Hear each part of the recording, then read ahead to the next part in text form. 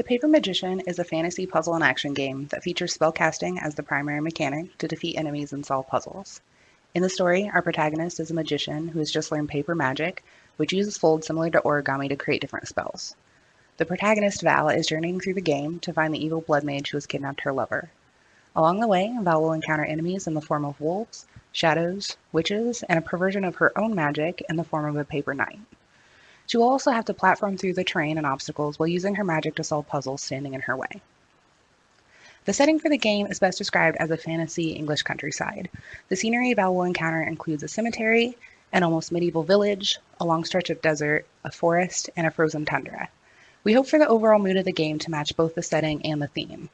Our current background music is dark and foreboding. We're trying to give a sense of tension to the game while the player encounters surprise enemies and challenging puzzles. We would like to have some better background music for the game and menus that provides a more cohesive sound throughout the experience of the game. We would also like to have some enemy effects for when they're approaching the player, being damaged, and dying. And if there's time, we would also really like our spells to have their own unique sounds, and also the act of the player casting a spell to have a sound as well.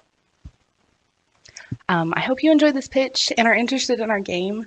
If you have any questions, our contact information is in the description box below.